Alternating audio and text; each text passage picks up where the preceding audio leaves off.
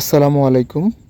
সকালবেলা বাজার থেকে দুধ বিক্রি করে এসে ফার্মে যাওয়ার পথে দেখলাম যে আমার যে হাইব্রিড নেপিয়ার ঘাসটা ছিল, যারা আমার প্রথম ভিডিও দেখেছেন, প্রথম দ্বিতীয় ভিডিও, সেই ঘাস ক্ষেতটা এখন আর নেই। এবং সেখানে যে একটা বেড়া দিয়েছিলাম আমি নেট দিয়ে, সেই নেটটাও মানুষের গরু ছাগলে নষ্ট করে ফেলেছে এবং বিভিন্ন জায়গায় ছিঁড়ে ফেলেছে।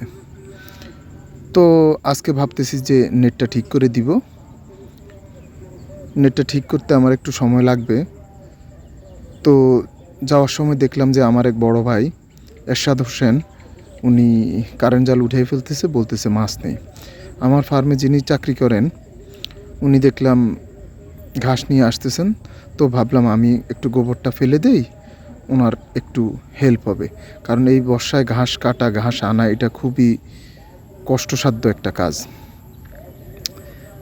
আপনারা যারা ফার্ম করবেন তারা কিন্তু এই বিষয়গুলো মাথায় রাখবেন।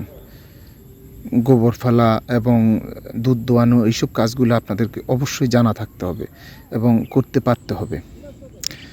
তো গোবর ফেলে দিয়ে আমি চলে যাব আমার যে হাইব্রিড নেপিয়ার ঘাস ক্ষেত ছিল ওখানে বেড়াটা ঠিক করার জন্য। বেড়াটা ঠিক করব, তার জন্য আমাকে উপরে নিচে দুই জায়গাতেই দড়ি দিয়ে ভালোভাবে বাঁধতে হবে।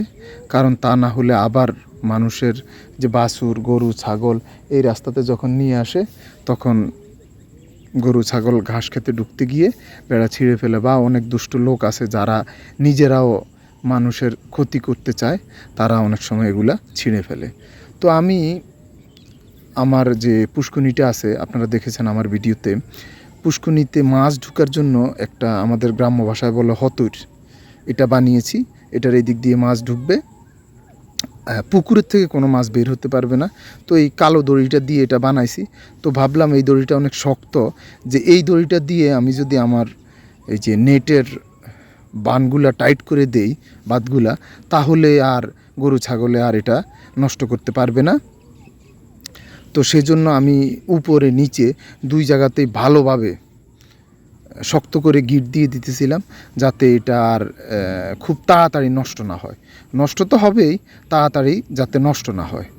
তো আপনাদের যাদের ঘাস ক্ষেত আছে, আপনারা অবশ্যই খেয়াল রাখবেন।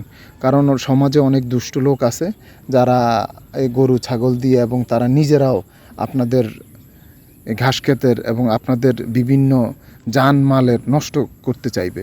তো আপনারা অবশ্যই এইসব বিষয়গুলো খেয়াল রাখবেন এবং আপনাদের যে জিনিসটা আছে, আপনাদের যে ঘাস ক্ষেত বা যাই আছে, ওইটাকে কীভাবে ভালোভাবে রক্ষা করা যায় সেই বিষয়ে আপনারা পদক্ষেপ নেবেন। দয়া করে আমার চ্যানেলটি সাবস্ক্রাইব করে পাশে থাকবেন।